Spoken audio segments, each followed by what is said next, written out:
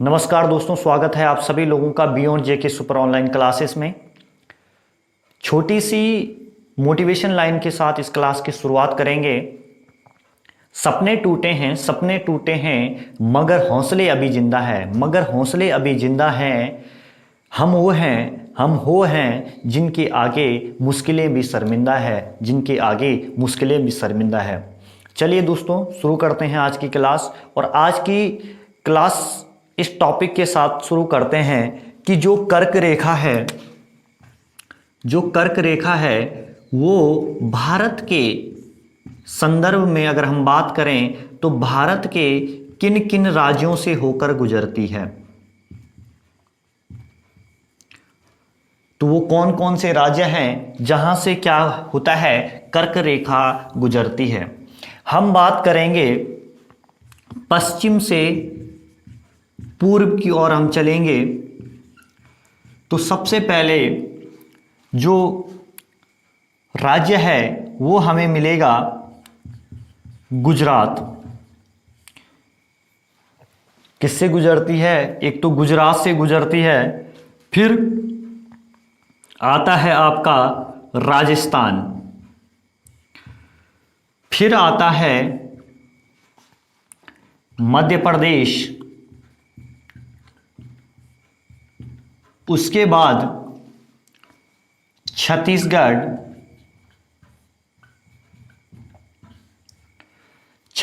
के बाद झारखंड, झारखंड के बाद पश्चिम बंगाल और पश्चिम बंगाल के बाद त्रिपुरा और अंत में मिजोरम।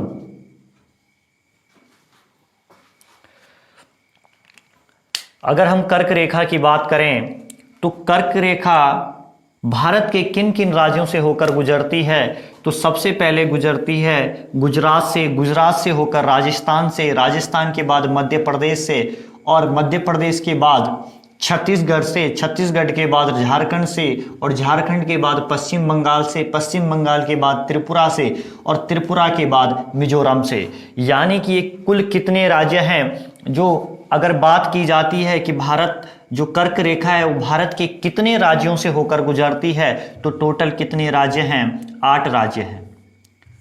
क्लियर है? कितने राज्य हैं? 8 राज्य हैं। हम इन सभी राज्यों को एक ट्रिक के माध्यम से भी याद रख सकते हैं। ट्रिक क्या है? ट्रिक की अगर हम बात करें तो ट्रिक है गरम छज्जा पतरामी। गा से अगर हम बात करें तो गुजरात, गा के बाद आ रहा है रा से अगर हम बात करें तो राजस्थान, मां से अगर हम बात करें तो मध्य प्रदेश, छा से हो गया छत्तीसगढ़, त्रा से छज्जा, झा से हो गया झारखंड, और पा से हो गया पश्चिम बंगाल, त्रा से हो गया आपका त्रिपुरा, और मी से हो गया आपका मिजोरम। यानी कि ये बहुत ही जो ये क्वेश्चन है, कर्क रेखा भारत के किन किन राज्यों से होकर गुजरती है, ये परीक्षा की दृष्टि से भूगोल में काफ़ी महत्वपूर्ण प्रश्न माना जाता है। अगर हम बात करें कर्क रेखा की, तो कर्क रेखा कितने राज्यों से भारत से होकर गुजरती है, तो वो कितने राज्य हैं? 8 राज्य हैं। 8 राज्य कौन कौन से हैं? अगर हम पश्चिम से पूर्व की ओर चले तो वो राज्य हैं गुजरात, राजस्थान, मध्य प्रदेश, छत्तीसगढ़, झारखंड, पश्चिम बंगाल, त्रिपुरा और मिजोरम। और इन सब को हम एक ट्रिक के माध्यम से भी याद रख सकते हैं। एक छोटे से वाक्य में हम इसे याद रख सकते हैं, गरम छज्जा पतरामी। यानी कि कोई गरम क्या है? गा से गुजरात, रा से राजस्थान, मा से मध्य प्रदेश, छा से छत्तीसगढ़, झा से झारखंड, और पा से पश्चिम बंगाल, और त्रा से त्रिपुरा, और मी से मिजोरम। क्लियर है? और हम अपने जो नंबर हैं, जो मार्क्स हैं, वो क्या कर सकते हैं?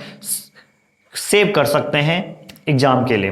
क्लियर है? आशा करता हूं कि आप सभी लोगों को ये चीजें समझ में आ रही होगी।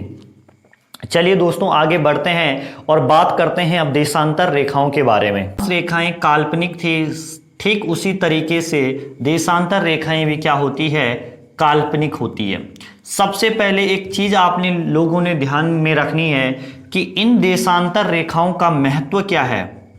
तो सबसे बड़ा जो महत्व है इसमें जो आपने एक चीज ध्यान रखनी है कि जो देशांतर रेखाएं हैं उनका प्रयोग समय निर्धारण के लिए किया जा सकता है। ये सबसे मोस्ट इंपॉर्टेंट बात आपने ध्यान रखनी है कि जो देशांतर रेखाएं हैं उनका महत्व क्या है। उनका महत्व समय निर्धारण के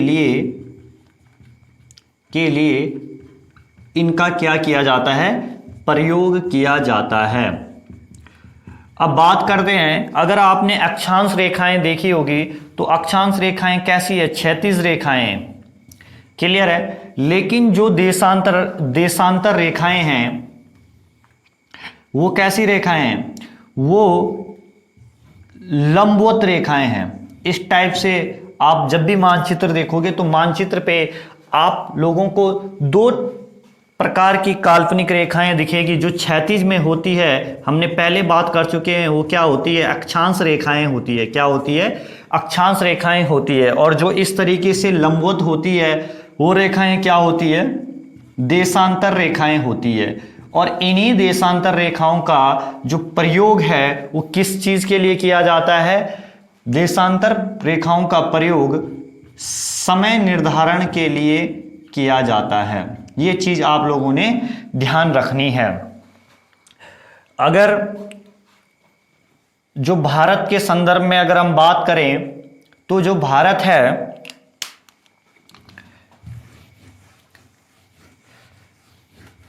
जो भारत की मानक समय रेखा है वो कितनी है, इसके ऊपर भी थोड़ा सा हम बात कर लेते हैं अपने देश के बारे में। भारत की मानक समय रेखा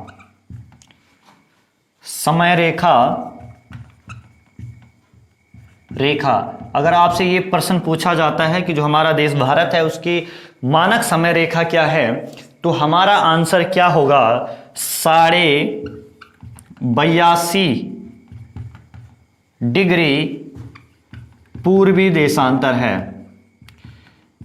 क्लियर है? और ये कहां पर लिया गया है, इसको ये लिया गया है, आप लोगों ने इलाहाबाद एक शहर है, ये उत्तर प्रदेश में पड़ता है, इलाहाबाद, वहां पर एक नैनी जगह है। क्या है? इलाहाबाद के नैनी जो एक स्थान है वहां पर क्या माना गया है, भारत की मानक समय रेखा को माना गया है। क्लियर है? इसके अलावा हमने जो इसमें महत्वपूर्ण चीजें ध्यान रखनी है कि जो ये देशांतर रेखाएं होती है, कोई भी देशांतर रेखाएं होती है, ध्रुवों पर इनके बीच की दूरी क्या होती है, शून्य होती है। क्या होती है? शून्य होती है। ठीक है? जब भी यानी कि अब इस तरीके से देशांतर रेखाएं होती है तो ध्रुवों पर इनके जो भी देशांतर रेखाएं होती है उनके बीच की दूरी क्या होती है, शून्य होती है। अगर हम सबसे ज्यादा बात करें कि अगर पूछा जाता है कि सर्वाधिक दूरी इनकी कहां पर होती है, तो भूमध्य रेखा पर इनकी दूरी क्या होती है, दूरी सर्वाधिक होती है, सर्वाधिक होती है।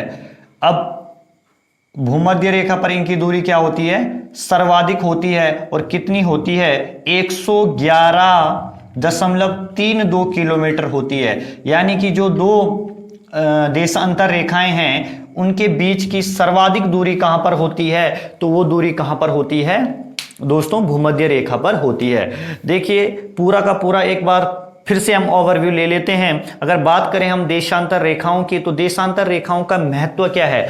अगर हम महत्व की बात करें तो देशांतर रेखाओं का सबसे बड़ा महत्व ये है कि इनका प्रयोग जो किया जाता है वो समय निर्धारण के लिए किया जाता है, पहली बात। दूसरी बात, अगर हम बात करें अक्षांश रेखाओं की, तो अक्षांश रेखाएं क्षैतिज काल्पनिक रेखाएं होती है, जबकि जो देशांतर रेखाएं होती है वो लंबवत रेखाएं होती है।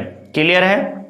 दूसरी बात, देशांतर रेखाएं भी क्या होती है? काल्पनिक होती है। तीसरी, अगर हम सबसे बड़ी बात करें भारत के परिप्रेक्ष्य में कि भारत की मानक समय रेखा किसको बोला जाता है, बहुत ही महत्वपूर्ण प्रश्न है। 82.5 डिग्री पूर्वी देशांतर को भारत का क्या माना जाता है?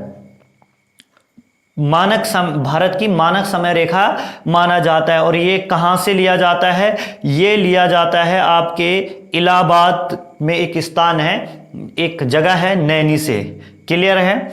दूसरी बात, जो अगर आपसे पूछा जाता है कि दो देशांतर रेखाओं की जो दूरी है वो कहां पर शून्य होती है, तो हमेशा चाहे वो दक्षिणी ध्रुव हो चाहे वो उत्तरी ध्रुव है, दोनों पर क्या होती है? इनके बीच की दूरी कितनी होती है? शून्य होती है। अगला जो प्रश्न पूछा जा सकता है कि भूमध्य रेखा पर जो दो देशांतर रेखाएं हैं उनकी दूरी कितनी होती है, तो आपका जवाब क्या होगा? 111.32 किलोमीटर होती है। इससे उलट भी आपसे प्रश्न पूछा जा सकता है कि जो आपकी देशांतर रेखाएं हैं इनके बीच की सबसे ज्यादा दूरी कहां पर होती है, तो आपका आंसर क्या होगा? भूमध्य रेखा पर होती है। आशा करता हूं कि आप लोगों को ये चीजें समझ में आ रही होगी। और बात करते हैं कि भारत की जो मानक समय रेखा है वो भारत के किन किन राज्यों से होकर गुजरती है, उन्हें हम ध्यान से समझते हैं। अगर हम बात करें जो मानक समय रेखा है भारत की, हमने पहले भी आपको बताया कि वो कितनी है? 82.5 डिग्री पूर्वी देशांतर है। क्लियर है? अब हम बात करते हैं कि वो भारत के किन किन राज्यों से होकर गुजरती है। तो सबसे पहले हम बात करेंगे यूपी। कौन सा देश, कौन सा राज्य? यूपी।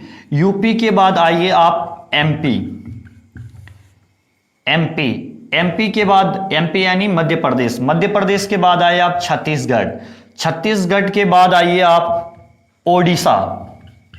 और ओडिशा के बाद एपी यानी कि आंध्र प्रदेश।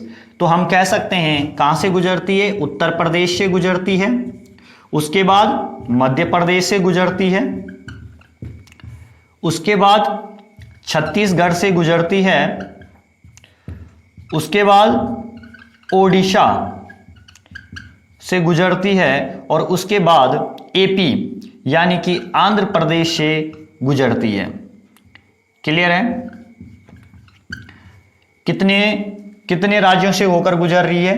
तो टोटल 5 राज्यों से होकर क्या होती है? जो ये भारत की मानक समय रेखा है वो 5 राज्यों से होकर गुजरती है। कौन कौन से राज्य हैं? उत्तर प्रदेश है, मध्य प्रदेश है, मध्य प्रदेश के बाद छत्तीसगढ़ है, छत्तीसगढ़ के बाद ओडिशा है, और ओडिशा के बाद आंध्र प्रदेश है।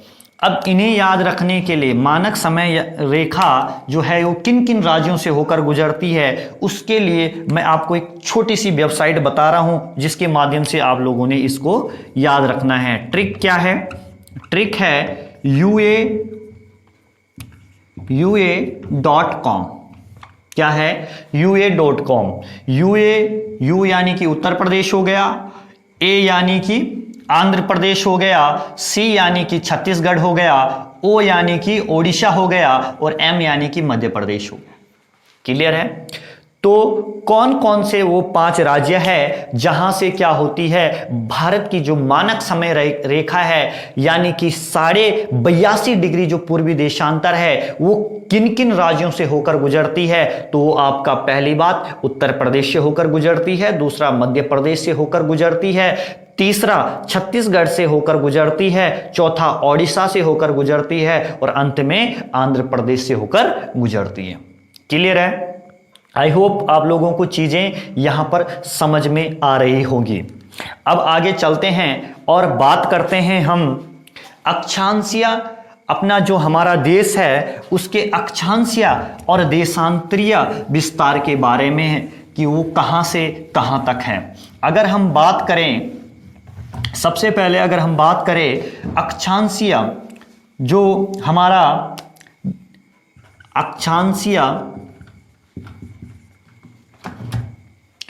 अक्षांशीय विस्तार है जो हमारे देश का, वो कहाँ से कहाँ तक है। यानी कि अगर हम बात करें ऊपर से नीचे की, और अक्षांशीय कहाँ से होगा, ऊपर से नीचे या नीचे से ऊपर, और देशांतरीय कहाँ से होगा, इधर को पूरब, पश्चिम से पूरब की ओर। तो अगर हम बात करें जो अक्षांशीय विस्तार है वो क्या है, वो 8 डिग्री 4 से लेकर कहां तक है, 37 डिग्री 6 तक है। क्लियर है। और अगर हम बात करें देशांतरीय, जिस तरीके से मैं बना रहा हूं आपको आसानी होगी, इसी तरीके से आप अपनी कॉपी पे भी बनाइए और आपको आसानी होगी कि आप इसको अच्छे से समझ जाओगे, क्योंकि हमने कोई बहुत बढ़िया करके, बहुत बढ़िया सजा धजा के कोई जिंदगी भर के लिए उन्हें कहीं वो नहीं, म्यूजियम में नहीं रखना है। देशांतरीय विस्तार, अगर देशांतरीय विस्तार की बात करें तो आपको देखो समझने की कोशिश करना, जो अक्षांश रेखाएं होती है वो किस तरीके से, इस तरीके से, और जो देशांतरीय रेखाएं वो किस तरीके से, इस तरीके से। तो देशांतरीय जो विस्तार है जो हमारे देश का, तो वो 68 डिग्री 7 से लेकर 97.25 तक है, 97 डिग्री 25 तक है। तो आपसे ये बहुत ही इंपॉर्टेंट और बहुत ही शानदार क्वेश्चन पूछा जा सकता है कि जो हमारा देश है उसका अक्षांशीय विस्तार क्या है, उसका देशांतरीय विस्तार क्या है। तो हमारा जवाब होगा कि जो अक्षांशीय विस्तार है हमारे देश का वो 8 डिग्री 4 से लेकर 37 डिग्री 6 तक है। और अगर बात करें हम देशांतरीय विस्तार की, तो 68 डिग्री 7 से लेकर 97 डिग्री 25 तक है। क्लियर है। आई होप आप लोगों को यहां तक चीजें समझ में आ गई होगी। ठीक है, तो ये क्या है, ये पश्चिम से लेकर पूर्व तक, और ये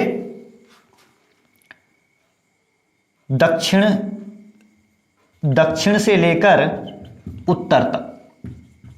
अगर हम इस एक डायग्राम के माध्यम से हम समझने का प्रयास करेंगे, और क्योंकि डायग्राम से हमें क्या होता है, चीजें लंबे समय तक याद रहती है।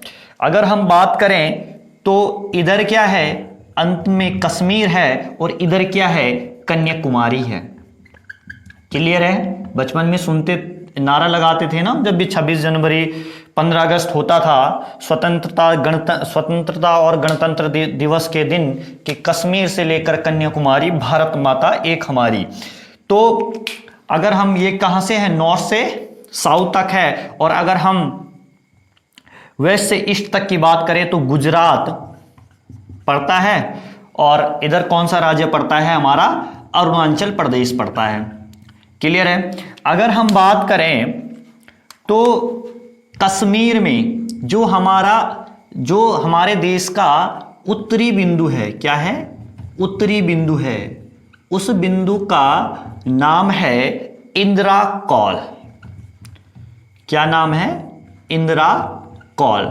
अब देखो बच्चों, आप लोगों को कॉल शब्द आप बार बार सुनते हो, तो ये कॉल वो वाला कॉल नहीं है, ठीक है, जो हम मोबाइल फोन से करते हैं, ये कॉल है। इस कॉल का अर्थ होता है दर्रा। क्या होता है, दर्रा। जो भी दर्रे होते हैं, क्या होता है, कॉल का अर्थ दर्रा। तो उत्तरी बिंदु क्या होता है, उत्तरी बिंदु कौन सा है, इंदिरा कौल है। और ये कहाँ है, लद्दाख में है। कहाँ है, लद्दाख में है। क्लियर है। दूसरी बात, अगर हम बात करें दक्षिणी बिंदु की, तो भारत का जो दक्षिणतम बिंदु है, यहां पर हम दो चीजें बात करेंगे। जो दक्षिणतम बिंदु है भारत का दक्षिणतम बिंदु, इसका नाम है Indira point. Indira point.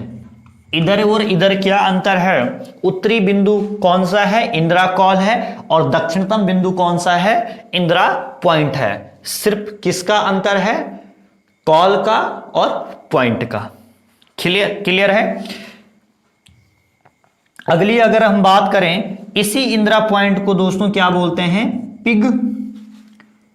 Pygmalion point बोलते हैं। पिगमेलियन पॉइंट भी क्या बोलते हैं? इसी को बोलते हैं। और जो कहां है? देखो ग्रेट निकोबार में है। कहां है ये इंदिरा पॉइंट? ग्रेट निकोबार में है। ये चीजें आप लोगों ने ध्यान रखनी है। लेकिन अगर क्वेश्चन थोड़ा सा ऐसा पूछा जाता है कि जो मुख्य भूमि है हमारे पास, मुख्य भूमि का दक्षिणतम बिंदु कौन सा है? दक्षिणतम बिंदु कौन सा है? क्योंकि एग्जामिनर है, कुछ भी पूछ सकता है। तो वो कौन सा है? Cap Comorin. कौन सा है? Cap Cameroon.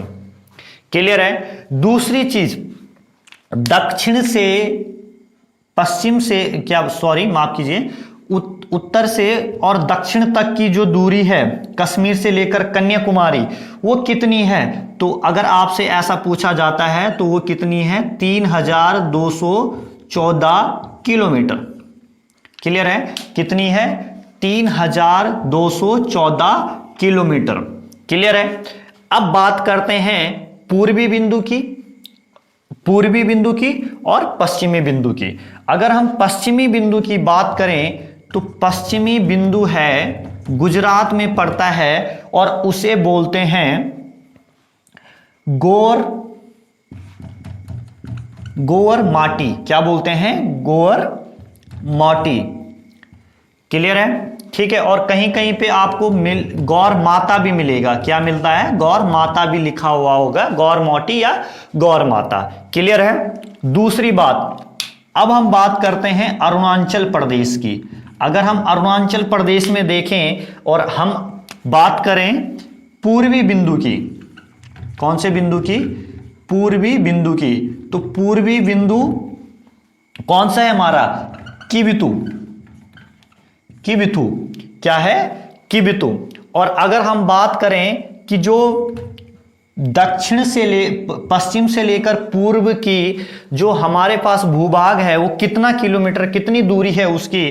तो उसकी है 2933 किलोमीटर। कितना? 2933 किलोमीटर। अब दोस्तों एक बार हम फिर से इस पूरे का ओवरव्यू लेंगे।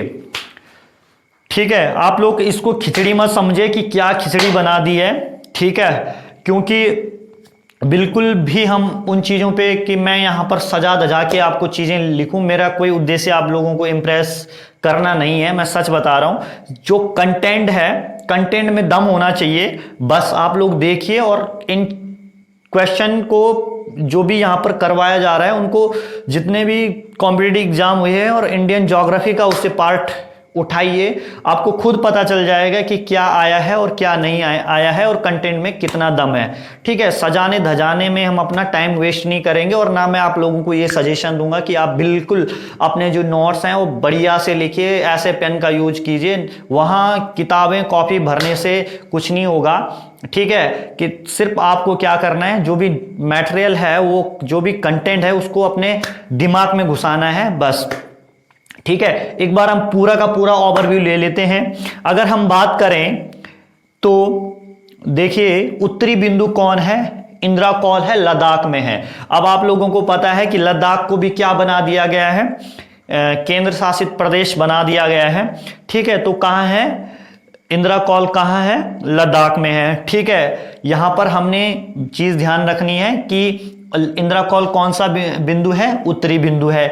दूसरी चीज हमने ध्यान रखना है कि जो भारत का दक्षिणतम बिंदु है उसका नाम क्या है? इंदिरा पॉइंट है। यानी कि अंतर किसका है? कॉल का और पॉइंट का है। अगर हम लोग उत्तर की बात करें तो हम कॉल को याद रखेंगे, और अगर हम दक्षिण की बात करें तो हम पॉइंट की बात करें। और इसी इंदिरा पॉइंट को क्या बोला जाता है? पिग्मेलियन पॉइंट भी बोला जाता है। क्लियर है? अब ये पिग्मेलियन पॉइंट कहां है? तो ये ग्रेट निकोबार में उपस्थित है। जब मैं आपको द्वीप समूह पढ़ाऊंगा तब आप लोगों को पता चल जाएगा कि ग्रेट निकोबार कहां है। क्लियर है?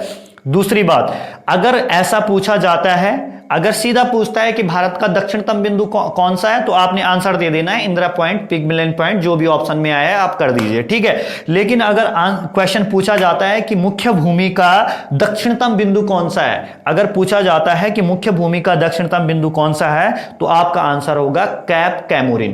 क्लियर है? दूसरी बात हो गई। क्लियर है? इतना। अगर आपसे पूछा जाता है कि कश्मीर से लेकर कन्याकुमारी की कितनी दूरी है, तो 3214 किलोमीटर। अगर आप ये प्लान बना रहे हो कि भाई मैं जाता हूं कश्मीर से कन्याकुमारी, तो कितने की दूरी तय करनी पड़ेगी? 3214 किलोमीटर की। क्लियर है?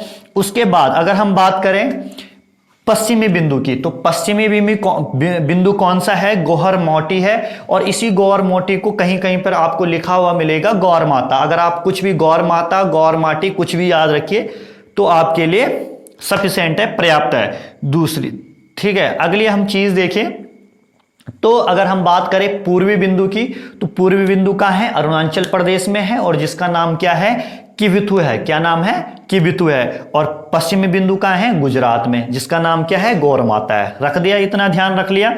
उसके बाद हम लोगों को अगर पूछा जाता है कि पूर्व से लेकर पश्चिम तक की दूरी कितनी है, यानी कि गौर माता से लेकर आपका किबिथु तक की दूरी कितनी है, या गुजरात से लेकर अरुणाचल प्रदेश तक की दूरी कितनी है, तो हमारा आंसर होगा 3214 किलोमीटर।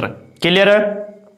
तो सिर्फ इसमें अगर कहीं पर फंस सकते हैं तो फंसने का पॉइंट कौन सा है? मुख्य भूमि का दक्षिणतम बिंदु और भारत का दक्षिणतम बिंदु। भारत का मुख्य भूमि का, यहां पर आप लिख लीजिएगा भारत का। ठीक है? भारत की ही बात कर रहे हैं हम। भारत का मुख्य भूमि का दक्षिणतम बिंदु कैप कैमोरिन, आपने ध्यान रखना, ये तो आपको याद रह जाएगा। ठीक है? अगर किसकी बात? भारत की भूमि का मुख्य दक्षिणतम बिंदु कैप कैमोरिन। ठीक है? आशा करता हूं कि आप सभी लोगों को क्लास काफी अच्छी लगी होगी, और हमेशा की तरह मेरा आप लोगों से यही निवेदन है कि आप ज्यादा से ज्यादा लोगों तक इस क्लास को जरूर शेयर करें। सभी लोगों को इस क्लास से जरूर बेनिफिट होगा, और बने रहिए आप हम लोगों के साथ। बाकी जय हो।